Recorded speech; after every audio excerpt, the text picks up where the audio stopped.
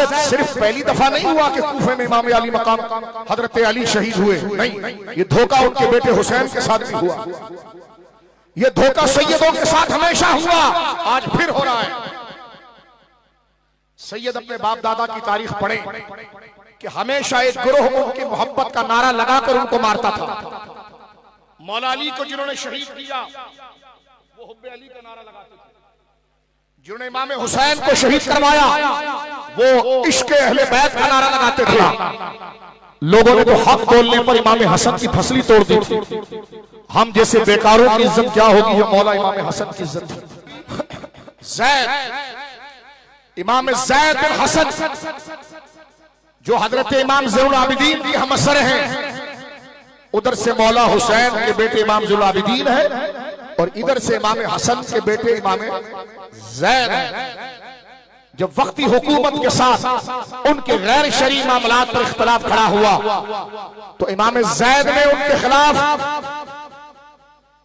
इमाम अली मकाम की तरह, जैसे इमाम अली मकाम यजीद के खिलाफ निकले थे, फरमाया तुम गैर शरई काम होते हो, मैं तुम्हारी हुकूमत को चलने नहीं दूंगा।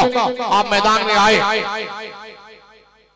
कई हजार का लश्कर लेकर आए इमाम ज़ैद, लेकिन जंग में जो आपके साथ सिपाही थे वो 90% लोग बड़े अजीब अकीदे के थे, नाम अली का लेते थे, मानते अली की नहीं थे। हम कहते हैं सुन्नी के नाम अली का लो तो मानो भी अली को, अली को मानो तो अली की भी मानो।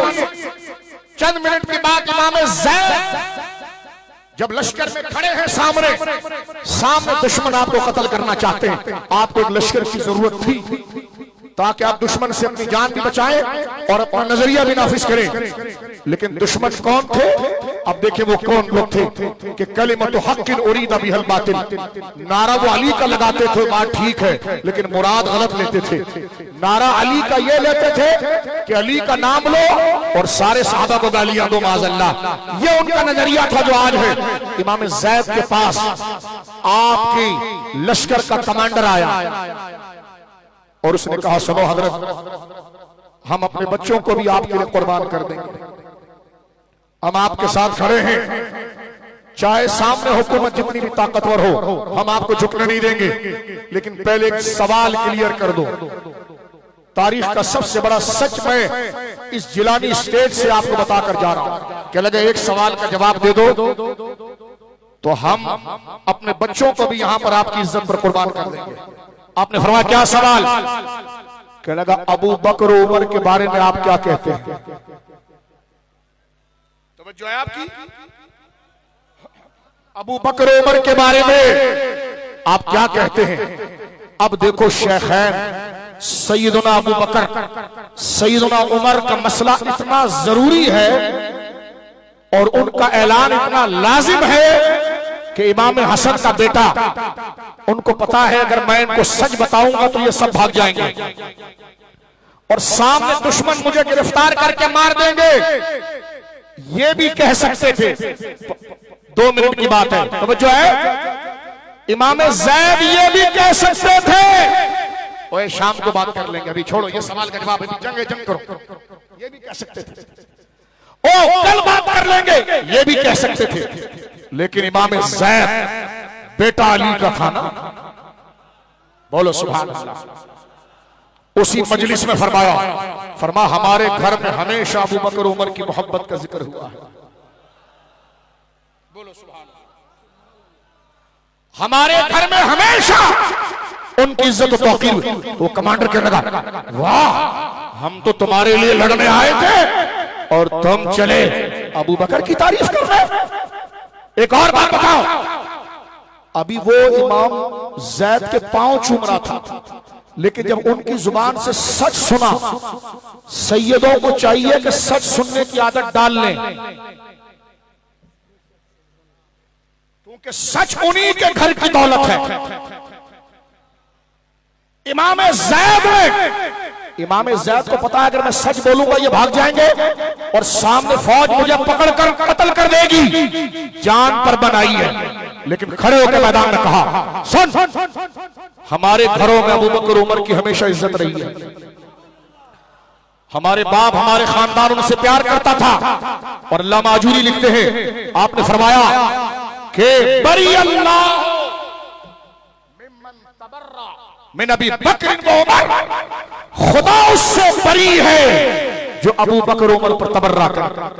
आप गौर से, सवाल दूसरा क्या हुआ कि जब आपकी दादी जान सैयदा ज़हरा पाक बागे फदक के मसले पर अबू बकर सिद्दीक से बात कर रही थी, आप क्या कहते हो, फैसला ठीक हुआ?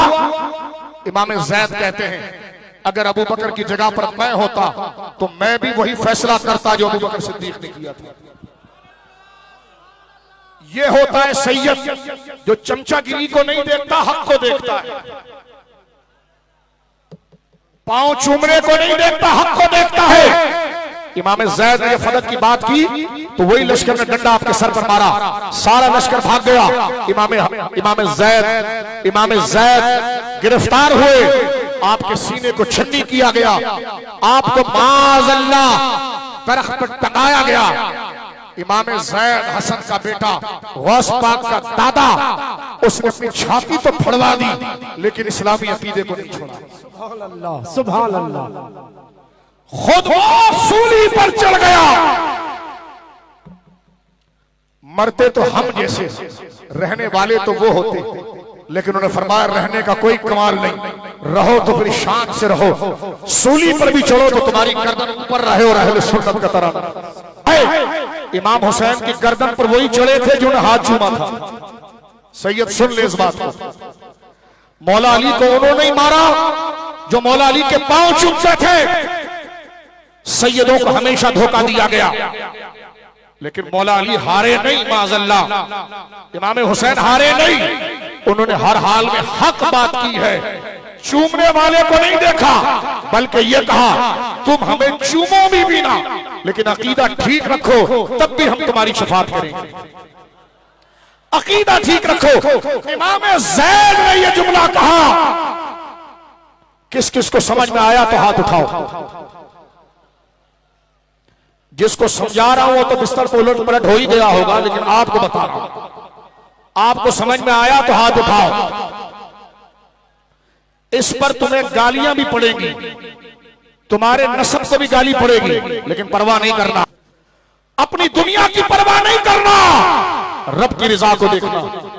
हक के लिए तो सहाबा को लोहे की कैंचियों में काटा गया है, उनके जिस्म को चीरा गया है। आज इस उर्स से निकलने के बाद हमारा नारा सिंध के चप्पे चप्पे में होना चाहिए, तमाम कलंदर सिद्दीक का पहला नाम। सिर्फ पहली दफा नहीं हुआ कि कूफे में इमाम अली मकाम हजरत अली शहीद हुए, नहीं, ये धोखा उनके बेटे हुसैन के साथ भी हुआ, ये धोखा सैयदों के साथ हमेशा हुआ, आज फिर हो रहा है। सैयद अपने बाप दादा की तारीख पढ़े कि हमेशा एक गिरोह उनकी मोहब्बत का नारा लगाकर उनको मारता था। मौला अली को जिन्होंने शहीद किया वो हुब्बे अली का नारा लगाते थे, जिन्होंने इमाम हुसैन को शहीद करवाया वो इश्क़े अहले बैत का नारा लगाते थे। तो सुन लो, नारा की तरफ तवज्जो ना करो, तुम्हें किसी सैयदों को किसी नारे की क्या जरूरत, तुम्हारा जिक्र तो अल्लाह ने अर्श पर पहले किया हुआ है। तुम किसी की चापलूसी से खुश ना हो, तुम ये देखो कि हमने उसी रास्ते पर चलना है जिस रास्ते पर हमारा बाप अली चला था।